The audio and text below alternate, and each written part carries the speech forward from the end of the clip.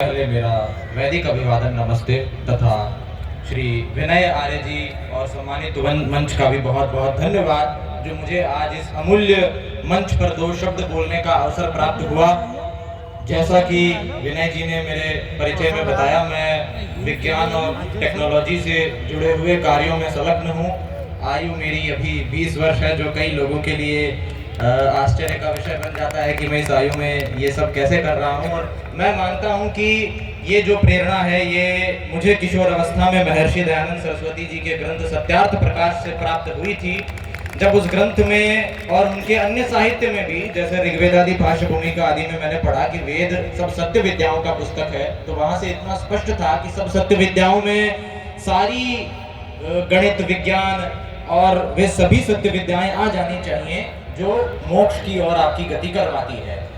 विज्ञान के विषय में भी हमारे युवा कुछ दिग्भ्रमित हैं। लोगों को लगता है vigyan is equal to science, vigyan is not equal to science. जैसे रिलीजन और धर्म एक सस्ता ट्रांसलेशन है, वैसे ही साइंस विज्ञान का एक गलत ट्रांसलेशन है। जहाँ साइंस में केवल भौतिक जगत की व्याख्या आती है, भौतिक चीजों से रिलेटेड नॉलेज आती है, वहीं विज्ञान का अर्थ महर्षि दयानंद जी बताते हैं पृथ्वी तत्व से लेकर ईश्वर पर्यंत तक का समस्त ज्ञान विज्ञान कहलाता है। यानी इसमें भौतिक जगत से लेकर आध्यात्मिक जगत तक की संपूर्ण बातें आ जाती है। इसलिए विज्ञान एक केवल टेक्स्ट बुक का विषय नहीं है, बल्कि ये मुक्ति, मोक्ष और अध्यात्म तक जाने वाला विषय है। और इस पर आगे हम शोध कर रहे हैं और चाहेंगे कि वेद का सूर्य अपने प्रकाश को चारों ओर आच्छादित करे और युवाओं में एक क्रांति के रूप में वैदिक ज्ञान या वैदिक विज्ञान जो है वो फैले।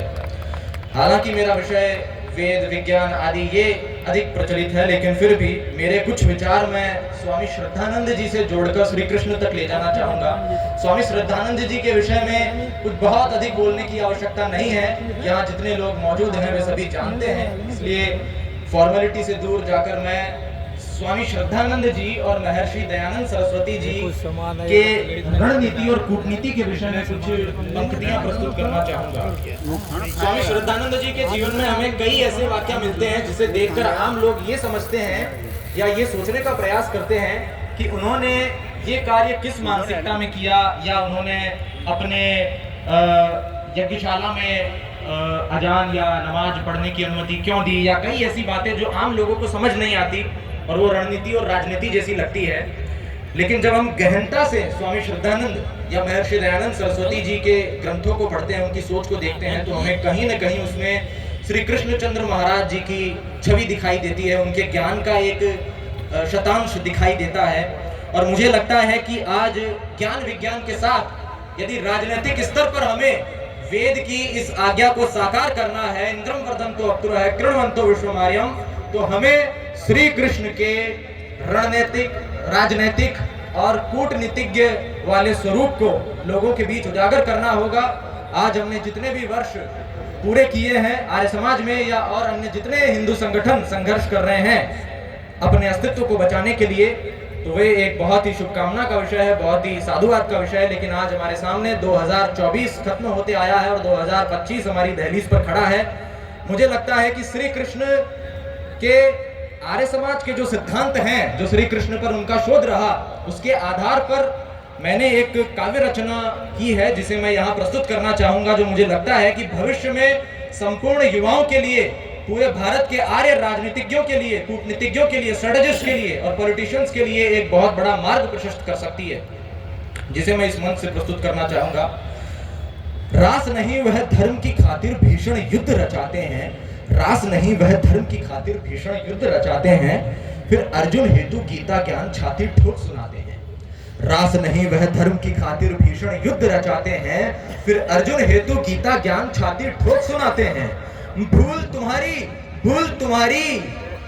तुम्हारी ज्ञाता को तुमने नाच नचैया समझ लिया, भूल तुम्हारी योद्धा को तुमने नाच नचैया समझ लिया, भूल तुम्हारी योद्धा को तुमने नाच नचैया समझ लिया। गीता वक्ता भगवान कृष्ण ने अर्जुन को तैयार किया, जितने बचे अधर्मी सबका चुन चुन कर संहार किया।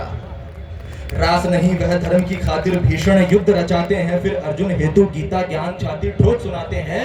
भूल तुम्हारी ज्ञाता को तुमने नाच नचैया समझ लिया। गीता वक्ता भगवान कृष्ण जिन्हें अर्जुन को तैयार किया, जितने बचे अधर्मी सबका चुन चुन कर संहार किया। यत्र विश्व युद्ध और कृष्ण है निशस्त्र, यत्र विश्व युद्ध और कृष्ण है निशस्त्र, फिर भी हो अभय अटल कर रहे उपदेश सत्र। यत्र विश्व युद्ध और कृष्ण है निशस्त्र, यत्र विश्व युद्ध और कृष्ण है निशस्त्र, फिर भी हो अभय अटल कर रहे उपदेश सत्र। यत्र विश्व युद्ध और कृष्ण है निशस्त्र, यत्र विश्व युद्ध और कृष्ण है निशस्त्र, फिर भी हो अभय अटल कर रहे उपदेश सत्र। जब युद्ध चित्र था विचित्र पर प्रखर थे, जब युद्ध चित्र था विचित्र पर प्रखर थे वो सर्वत्र, जब युद्ध चित्र था विचित्र पर प्रखर थे वो सर्वत्र, शिशुपाल के भी समक्ष निष्कलंक निज चरित्र। जब यत्र युद्ध चित्र और विश्व था, जब यत्र विश्व युद्ध और कृष्ण है निशस्त्र, फिर भी हो अभय अटल कर रहे उपदेश सत्र। षड्भेद राजनीति से, षड्भेद राजनीति से जो कर चुके थे भू पवित्र, षड्भेद राजनीति से जो कर चुके थे भू पवित्र, ऐसे ही तो सिद्ध थे प्रबुद्ध थे वो युग के मित्र, ऐसे ही तो सिद्ध थे प्रबुद्ध थे वो युग के मित्र।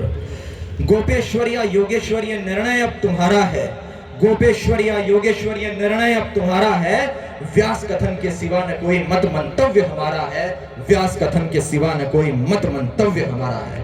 बोलिए भारत माता की, बोलिए योगेश्वर भगवान श्री कृष्णचंद्र महाराज की, बोलिए मर्यादा पुरुषोत्तम भगवान श्री रामचंद्र महाराज की जय, बोलिए महर्षि देव दयानंद की, गुरुवर विरजानंद की, आर्य समाज वेद की ज्योति। ओम का झंडा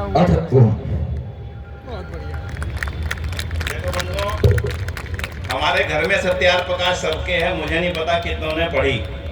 इनके घर में सत्यार प्रकाश नहीं थी, मिल गई कहीं से। कितनी उम्र में? 16 साल की उम्र में। और अब कितनी उम्र है? 20।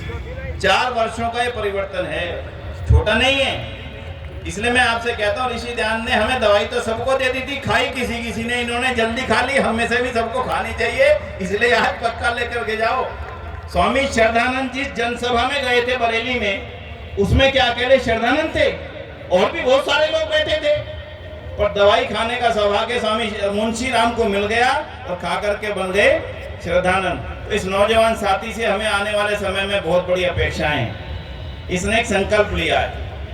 आर्य लोग बाहर से आए थे, ये थ्योरी बिल्कुल गलत है, लेकिन आज की कोई एकेडमिक एजेंसी इसको स्वीकार करने के लिए तैयार नहीं, क्योंकि अभी इसके ऊपर वैसा शोध नहीं हुआ जिस तरह से एकेडमिक शोध होना चाहिए। और मैं IIT बॉम्बे के माध्यम से वो शोध करूंगा और दुनिया को ये सिद्ध होगा ही होगा। दुनिया को मानना पड़ेगा कि आर्यों का यही भारत मूल देश था।